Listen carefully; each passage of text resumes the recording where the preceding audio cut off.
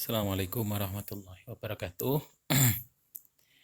Alhamdulillahirrabbilalamin. Salatu wassalamu ala asrofil anbiya'i wal mursalin wa ala alihi wa sahbihi ajma'in amma ba'd. Alhamdulillah kita dapat berjumpa lagi dalam mata kuliah kita yaitu usul fikih.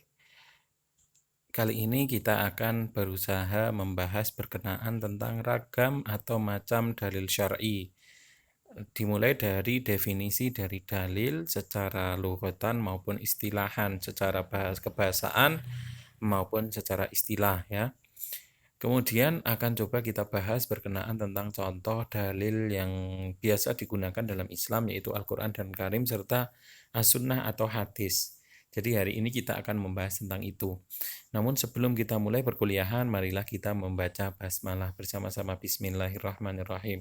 Semoga perkuliahan kita dapat diberikan keberkahan dan memberikan kemanfaatan bagi kita semuanya. Oke, kemarin sudah kita bahas berkenaan tentang usul fikih itu apa, perbedaan usul fikih, fikih dan syariah itu apa, terus kemudian perkembangan atau sejarah perkembangan keilmuan Islam yang kemudian sampai kepada usul fikih itu seperti apa. Kemarin sudah kita bahas ya, bagaimana keadaan Islam di masa Nabi Muhammad, kemudian di masa sahabat, terus kemudian bagaimana perkembangan hadis pada masa tersebut, terus kemudian akhirnya memunculkan yang namanya ilmu fikih ya. Setelah muncul ilmu fikih akhirnya dilengkapi dengan kemunculan ilmu usul fikih ya, yang kemarin sudah kita bahas. Nah, kali ini kita akan mencoba membahas yang saya tampilkan ini ya, teman-teman. Oke, langsung saja. Tadi sudah baca basmalah apa belum ya? Oh ya sudah, bismillahirrahmanirrahim. Oke, terus kemudian apa itu yang akan kita bahas apa saja? Yang pertama adalah ta'riful adillah asyara'iyah lughatan wa istilahan anwa'uha wa tartibiha ya. Terus kemudian ad-dalilul awal yaitu Al-Qur'anul Karim. Maksudnya adalah pengertian dalil syar'i itu yang akan kita bahas pertama atau sumber hukum, jenis dan urutannya ya. Terus kemudian dalil yang pertama yang akan kita bahas yaitu Al-Qur'anul Karim. Oke. Kita lanjutkan. Kompetensi apa yang ingin kita capai dari pertemuan kali ini, yaitu yang pertama setelah mengikuti perkuliahan kali ini, ya paling tidak kita harus bisa memahami dan memiliki wawasan tentang pengertian dari sumber hukum dan dalil hukum ya. Terus kemudian yang kedua memahami dan memiliki wawasan tentang Al-Quran sebagai sumber hukum utama dalam Islam gitu ya. Oke, kita lanjutkan. Jadi pengertian dalil ya, pengertian dalil kita coba pahami sekarang yaitu definisi dalil secara kebahasaan. Ta'rifud dalil, ad-dalil ma'nahu fil lughah al-arabiyyah al-hadi ila ayyi syai' hissi aw ma'nawi, khair aw syarr. Ini ya. Secara lughawi al-hadi ila ayyi syai' hissi aw ma'nawi, khair aw syarr ini ya. Yang memiliki makna yaitu dalil secara bahasa dalam bahasa Arab berarti yang menunjuki pada sesuatu baik hal indrawi maupun maknawi, hal yang baik maupun buruk, yaitu dalil secara kebahasaan. Coba kita pahami secara istilah.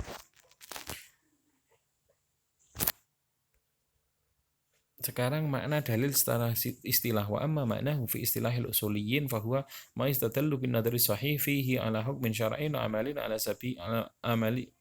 amali ala sabilil qat'i awidhan wa adillatul ahkam wa usulul ahkam wal masadirut tasyri'iyah al ahkam alfad mutaradifah maknaha wahid ya.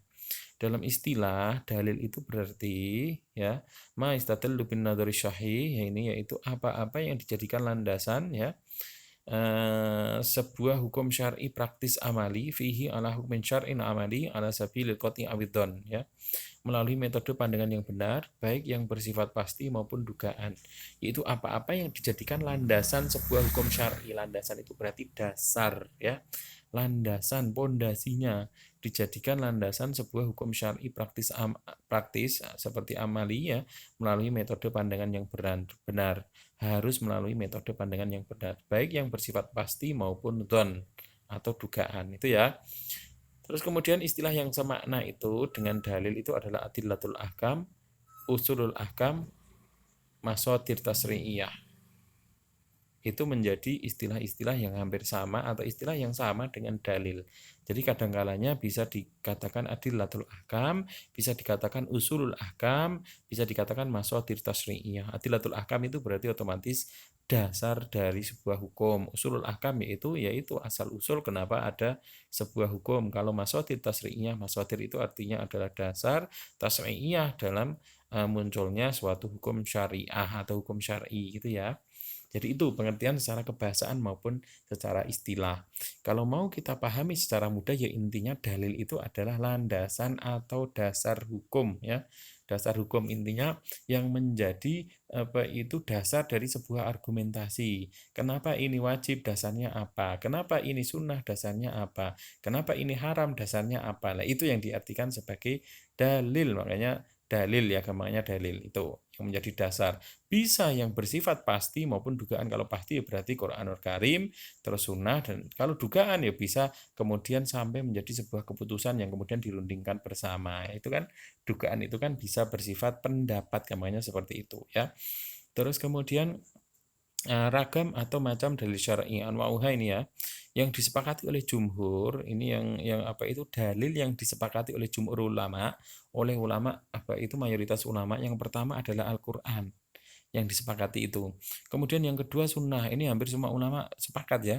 Terus kemudian ijma dan kias. Quran, sunnah, ijma dan kias. Pertemuan selanjutnya akan kita bahas satu persatu. Nanti kita bahas Quran dan sunnah saja.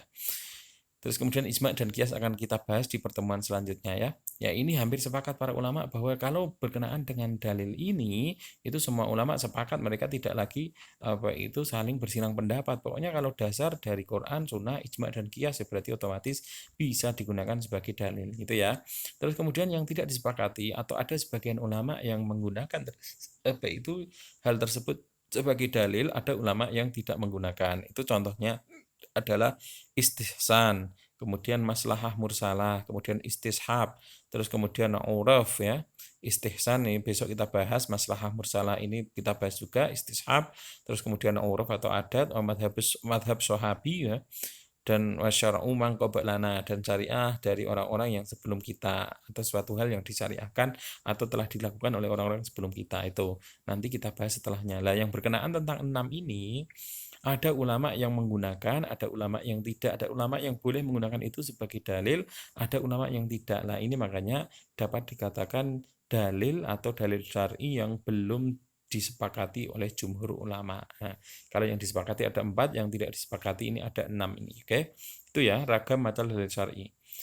Terus kemudian landasan urutan dalil syar'i ini apa itu yang menjadi dalil kenapa urutannya adalah Quran, sunnah, ijma dan qiyas. Ini di surat An-Nisa ayat 59. Ya ayyuhalladzina amanu atti'ullaha wa atti'ur rasula wa ulil amri minkum fa in tanaza'tum fi syai'in farudduhu ila Allahi war rasul in kuntum tu'minuna billahi wal yaumil akhir dzalika khairu wa ahsanu ta'wila. Ini yang pertama ya ati Allah ini berarti otomatis Quran, ati Rasul berarti otomatis sunnah atau hadis. Wa ulil amri minkum fa in tanaza'tum fi syai'in farudduhu ila Allah war rasul wa in kuntum tu'minuna billahi wal yawmil akhir dzalika khairu wa ahsanu ta'wila ya. Terus kemudian yang kedua ini yang menjadi dalil kenapa urutannya adalah Quran, sunnah, ijma dan qiyas. Jadi harus urut seperti ini ya. Jadi tidak bisa terus kemudian kias mengalahkan yang ada dalam Al-Quran. Harus urut Quran yang paling kuat, kemudian diikuti sunnah, kemudian ijma dan kias. Ma rawahu al-Baghari an Mu'ad bin Jabal anna Rasulullah sallallahu alaihi wasallam lamma ba'athahu ilal Yaman ya. Ini dari riwayat Baghawi ketika Mu'ad bin Jabal itu diutus oleh Rasulullah ke Yaman untuk menjadi kepala rombongan ya. Kaifa taqdu idza aradalaka qadaan, kaifa taqdi idza aradalaka qadaan. Bagaimana kamu akan mengeluarkan sebuah hukum idza aradalaka qadaan ketika datang kepada kamu sebuah permasalahan. Qala aqdi bi kitabillah, saya akan menghukumi dengan kitab Allah. Berarti otomatis yang pertama dengan Quran. Qala fa illam tajid fi kitabillah, ketika tidak kamu temukan di Quran, apa yang akan kamu lakukan?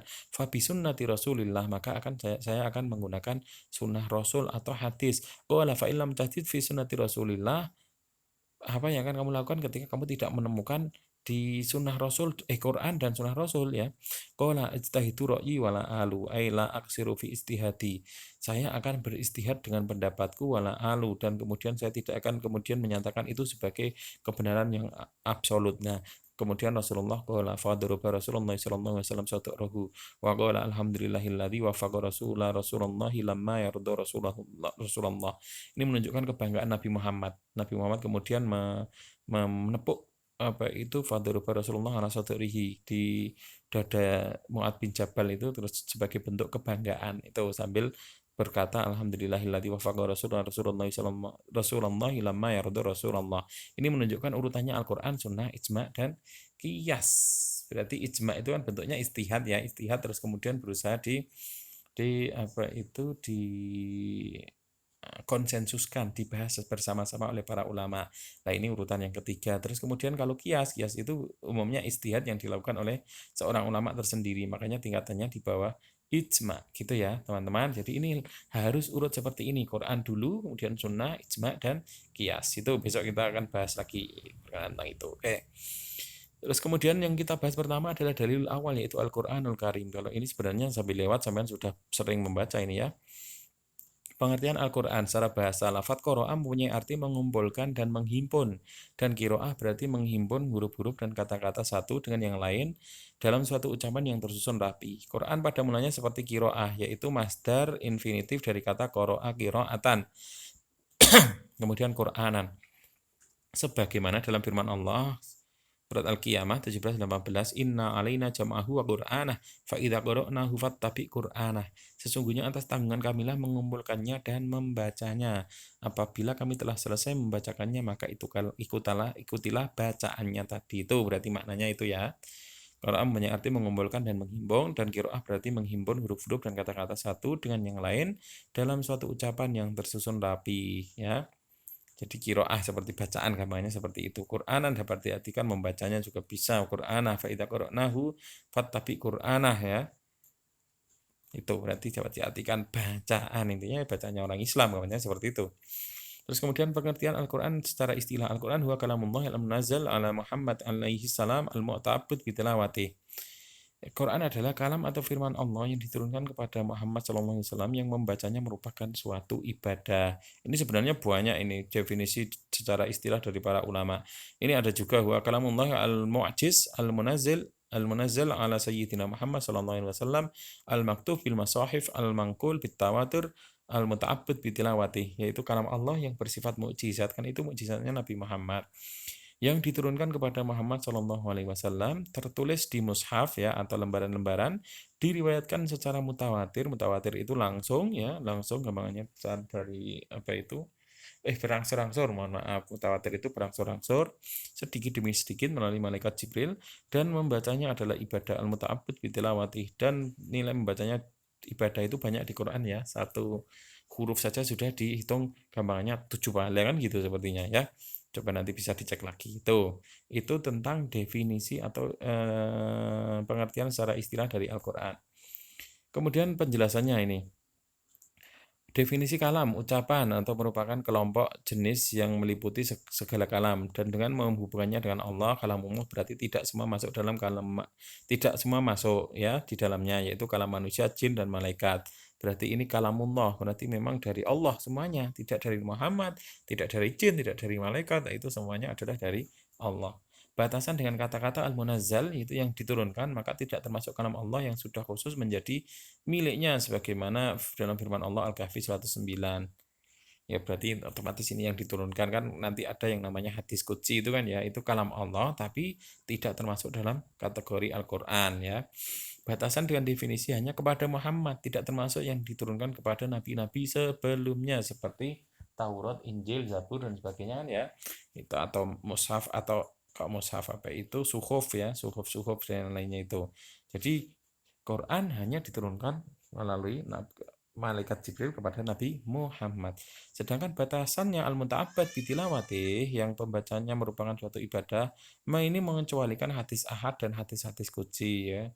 Ini hanya untuk membedakan, gampangannya membedakan dengan hadis qudsi, kan hadis qudsi itu juga kalam Allah, tapi membacanya tidak masuk kategori ibadah. Itu ya teman-teman. Ini penjelasan dari definisi tadi saja. Terus kemudian perbedaannya antara Quran dengan hadis qudsi. Yang pertama, kalau Quran bersifat mukjizat, hadis qudsi bukan mukjizat. Yang Quran disandarkan langsung kepada Allah, kalau hadis qudsi disandarkan kepada Allah dengan riwayat dari Rasulullah. Jadi ya hadis gambarnya seperti itu. Riwayatannya dengan jalan mutawatir ya. Riwayatannya tidak sampai derajat mutawatir ya. Terus kemudian wahyu secara lafal dan makna ya. Ini kalau Al-Qur'an wahyunya secara lafal dan makna. Kalau hadis qudsi wahyu dalam makna tapi bukan lafal ya. Intinya maknanya itu dari Allah ya, terus kemudian lafalnya ya bebas Nabi Muhammad kemudian menggunakan redaksinya.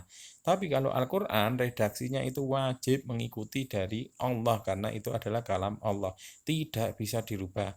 Kemudian yang Al-Qur'an membacanya adalah ibadah, kalau hadis qudsi bukan merupakan ibadah khusus ya teman-teman. Terus kemudian pengertian mukjizat atau ijazul Quran. Al-ijaz yaitu makna fil lughah al-arabiyyah nisbatul ajzi ila al-ghair wa itsbatihi lahu yaqalu ajaza rajul akhahu idza atsbata ajzahu an syai'. Mukjizat adalah sebuah perkara luar biasa ya. Amrun khariqul lil 'adah maqrunun bitahaddi salimun 'alil mu'aridah yadhharu ala yati muta'in nubuwah muwafiquha lit ta'wah ya. Mukjizat adalah sebuah perkara luar biasa, khariqul lil 'adah. Ini saya bacaannya nggak tahu ini benar apa tidak. Nanti yang paham tentang nahwu bisa dikoreksi juga nggak apa-apa. Saya nahwunya kurang bagus. Sebuah perkara luar biasa, khariqul lil 'adah yang disertai tantangan untuk menirunya, yang selamat dari pengingkaran dan muncul pada diri seorang yang mengaku nabi untuk menguatkan dakwahnya, yaitu mukjizat ya.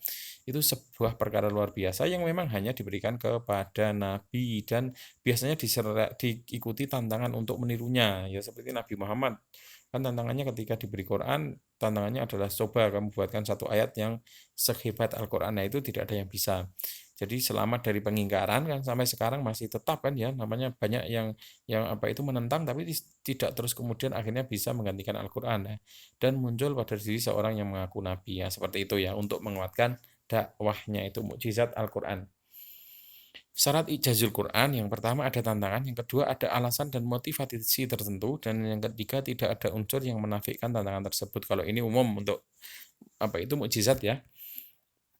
Terus kemudian ragam mukjizat Al-Quran itu secara bahasa, secara sejarah, terus kemudian alam gaib, ini kabar-kabar berkenaan tentang alam gaib, terus kemudian keilmuannya yang sangat tinggi, bahkan sudah futuristik ya, keilmuan yang baru ditemukan di abad-abad akhir, sudah ada di Quran di abad ke-7 itu. Terus kemudian perundang-undangan, nah ini isinya undang-undang, kalau secara kebahasaan syairnya hebat, secara sejarah ini juga banyak yang dicatatkan dalam Al-Quran ya, sejarah umat-umat terdahulu. Kemudian alam gaib, kabar-kabar tentang hal yang gaib itu juga banyak ada di Quran. Kalau keilmuan ini pasti ini tadi sebagaimana saya katakan, banyak sekali ilmu-ilmu yang ada dalam Al-Quran atau pengetahuan dalam Al-Quran yang baru ditemukan oleh manusia di abad-abad akhir itu sudah ada di Al-Quran sejak abad ke-7. Kemudian perundang-undangannya memang diyakini di dalamnya itu merupakan sebuah undang-undang yang memang sangat hebat, yang di dalamnya bisa mengatur kehidupan manusia agar lebih apa itu lebih hidup secara secara harmonis. Nah itu yang terjadi dalam Al-Quran itu ya teman-teman. Eh, terus kemudian ragam hukum sebentar. Kalau ragam hukum amal apa itu dalam dalam apa itu amaliyah itu ada yang ibadah yaitu sholat, puasa, zakat, haji, nador ya nadar ya, kemudian akikah. Kalau yang muamalat ahkamul ahwal syakhsiyah, ahkamul iktisadiyah almaliyah, ahkamul jinaiyah wal qadaiyah, ahkamul dusturiyah, ahkamul dauliyah ini. Oke.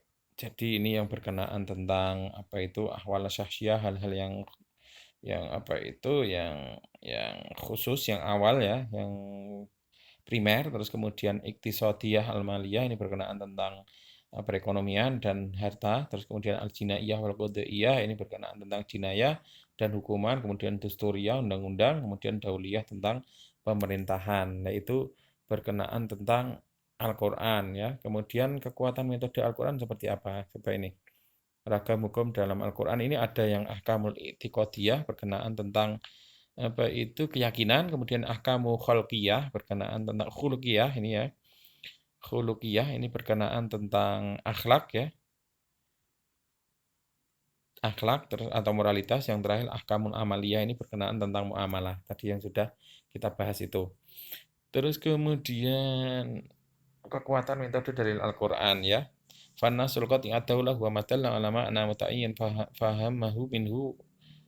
fahmuhu minhu wala yahtamil ta'wilan wala majal li fahmi makna ghairu maknahu. Ini berkenaan tentang kekuatan metode dalil Al-Qur'an. Ini sebenarnya kembali kepada bagaimana kekuatan Al-Qur'an itu ya karena tadi, karena Al-Qur'an posisinya sebagai mukjizat, akhirnya ketika digunakan sebagai dalil yang sangat kuat sekali. Seperti contohnya wal mutallaqatu yatarabbasna bi anfusihinna thalathata quru ya. Falafdhu al-quru fil lughah al-arabiyyah mushtarak baina ma'nain yatliqu lughatan 'ala at-tahir wa yatliqu lughatan 'ala al-haid. Wan nasu dalla 'ala anna al-mutlaqat yatarabbasna thalathata quru fa yahtamil ayyuratu thalathata adhar wa yahtamil ayyuratu thalathatu haidat. Fahuwa laisa qat'id dilalah 'ala ma'na wahid minal mu'ayyan wa lihadza minal maknaini ya. Wa lihadza ikhtilafal mustahiduna fi anna iddatul mutlaqah salatu haidot atau salatu adhar, ini masih perdebatan. Sedangkan itu memang untuk memahami Al-Quran akhirnya butuh sekali keilmuan-keilmuan yang bisa menyokongnya ya, salah satunya ulumul Quran dan sebagainya. Eh,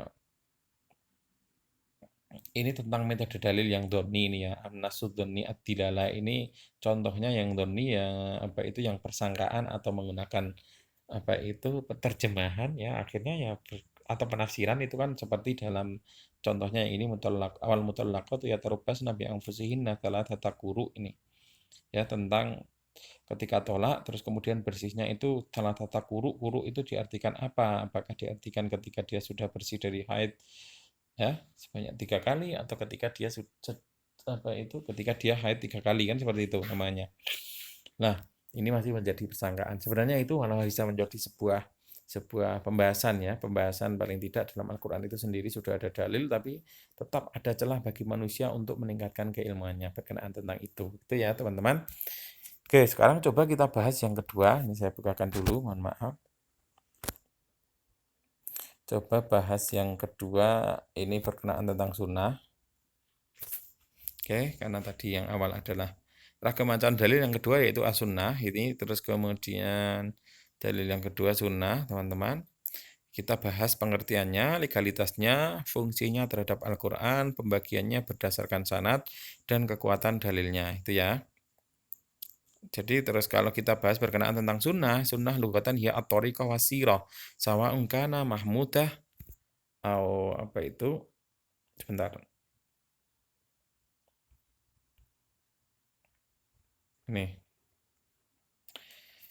Sunnah lughatah ya thariqah wasirah. Sunnah secara bahasa itu artinya jalan dan perjalanan, baik atau buruk. Nah, secara istilah ini adalah masodaro an Rasulullah sallallahu alaihi wasallam min qaulin aw fi'lin aw taqririn. Apa yang bersumber dari Rasulullah berupa perkataan, perbuatan maupun ketetapan. Berarti apa-apa yang dari Rasulullah itu perkataan beliau, perbuatan beliau maupun ketetapan beliau itu yang disebut sebagai sunnah atau hadis. Namanya seperti itu ya, teman-teman. Karena sunnah dan hadis itu memang sama ya. Terus kemudian penjelasan ragam sunnah qauliyah itu yang berupa perkataan, fi'liyah yang berupa perbuatan ya, takririyah yang berupa ketetapan ya. Kalau fi'liyah yang itu yang pernah dilakukan Nabi, kalau qauliyah yang pernah disabdakan Nabi, takririyah yang merupakan ketetapan atau persetujuan Nabi itu ya. Jadi paham kalau ini sudah sering juga ini ya. Kemudian dalil legalitas sunnah. Ini dalil yang menunjukkan sunnah itu bisa menjadi dalil, yaitu wa ma kana lil mu'minin wa la mu'minatin idza qadallahu wa rasulahu amran ay yakunu lahumul khiratu min amrihim. Ya, ini menunjukkan ya, wa ma kana lil mu'minin wa la mu'minatin idza qadallahu wa rasuluhu amran ay yakuna lahumul khiratu min amrihim. Nah, ini ketika Allah menentukan sebuah hukum ya, kemudian melalui rasulnya ya dalam sebuah perkara, sebenarnya itu adalah sebuah apa itu keadaan yang paling baik. Nah itu fala wa ma atakumur rasulu fakhudhuhu wa ma nahakum anhu fantahu, Al-Hasyr ayat 7 ini. Maka barang siapa ya atakumur rasulu fakhudhuhu, apabila datang dari rasulmu maka ambillah, wa ma nahakum anhu fantahu, dan ketika rasulmu atau Nabi Muhammad melarang suatu hal maka hindarilah itu. Kedua, ijma sahabat ya berarti otomatis mereka pasti akan mengikuti Nabi kan, di situ berarti nggak perlu ijma, mereka pasti mengikuti Nabi. Kemudian yang ketiga, banyaknya ayat Al-Quran yang bersifat general yang tidak mungkin bisa diamalkan tanpa perincian lebih lanjut ya. Maka Nabi Muhammad posisinya di sini adalah untuk menjadi ya penjelas dari apa yang diturunkan oleh Allah dalam bentuk Al-Quran itu. Seperti itu ya. Jadi ini dalil yang menunjukkan kita harus mengakui legalitas sunnah. Kemudian fungsi sunnah terhadap Al-Quran. Yang pertama sebagai penguat ya. Bayan at-ta'kid ini ya, sunnah muqarrarah muakkidah hukuman jaa fil Qur'an. Ini sebagai penguat hukum yang sebenarnya telah ada dalam Al-Qur'an. Contohnya dalam Al-Qur'an wa aqimus sholata wa atuz zakah. Itu kan ada ya. Terus kemudian dalam hadis diulang lagi ya, diulang lagi perintah untuk melaksanakan sholat dan menunaikan zakat. Itu bentuk penguatan. Kemudian yang kedua sebagai penjelas dan perinci hukum yang ada dalam Al-Qur'an. Takunu sunnah mufassilah wa mufassirah lamma ja'a fil Qur'an. Wa anzalna ilaika dzikra litubayyana lin-nasi ma nuzila ilaihim. Nah, ini menunjukkan apa itu sunnah itu menjadi penjelas dari apa yang sudah diturunkan Allah dalam Al-Qur'an. Contohnya ya, dalam Quran kan wa aqimus sholat, tapi dalam Al-Qur'an tidak ada perincian tentang sholat. Makanya kemudian ada sebuah hadis shollu kama raaitumuni usolli. Sholatlah sebagaimana aku sholat, yaitu perintah Nabi kan di situ, berarti otomatis kemudian tentang sholatnya seperti apa mengikuti yang dilakukan oleh Nabi. Kemudian yang ketiga menetapkan hukum baru yang belum disebutkan dalam Al-Qur'an ya. Wa imma an takuna sunnah mutabbitan wa man syi'a hukman sakata anhul Qur'an fayakunu hadzal hukmu thabitan bin nisbah wa la yadullu alaihi nasun fil Qur'an ya. Jadi dalam Quran tidak ada hukum tersebut, terus kemudian dalam hadis ada hukum tersebut. Contohnya beberapa makanan ya. Contohnya tentang apa itu dop. Dop itu kan dalam Quran tidak ada itu hukumnya apakah boleh dimakan atau tidak. Tapi kemudian dalam hadis boleh dimakan kan gitu ya. Itu menjadi salah satu contoh. Pembagian sunnah secara riwayat. Ini ada sunnah mutawatir, diriwayatkan banyak rawi dalam setiap tingkatan sanadnya. Kemudian sunnah masyhurah, masyhur ya. Ini diriwayatkan banyak rawi dalam setiap tingkatan kecuali tingkatan sahabat. Berarti di masa sahabat yang meriwayatkan apa itu tidak banyak. Terus kemudian sunnah ahad ini diriwayatkan oleh rawi yang terbatas dalam setiap tingkatannya. Ini ahad itu ya gampangannya menyendiri gitu. Satu gampangannya ada satu tingkatan di mana yang meriwayatkan di sanadnya hanya satu orang. Kalau masyhurah itu adalah dua orang ya. Terus kemudian yang sunnah mutawatirah itu lebih dari dua orang seperti itu. Kemudian kekuatan dalil sunnah. Sanad ini yang mutawatir kekuatannya riwayatnya pasti ini ya. Kemudian yang masyhur pasti dari sahabat hampir secara mutawatir. Setara mutawatir. Kemudian yang ahad kekuatannya dhonni, tidak kuat ini. Kemudian kekuatan dalil sunnah matan ini ya. Dari sisi kekuatan dilalah, penunjukan makna bisa qot'i dan juga bisa dhonni tergantung teksnya masing-masing. Semua jenis sunnah tersebut bisa menjadi hujah yang wajib diikuti dan diamalkan kontennya. Sekalipun ahad bersifat dhonni. Itu matan, kalau matan ya otomatis mengikuti, kalau sanadnya bagus otomatis nanti matanya tinggal dikaji setelahnya gitu ya. Ya, ini perbuatan Rasul yang bukan tasrik, ini yang berupa aktivitas perbuatan alamiah manusiawi kecuali jika ada dalil yang menunjukkan sunnahnya.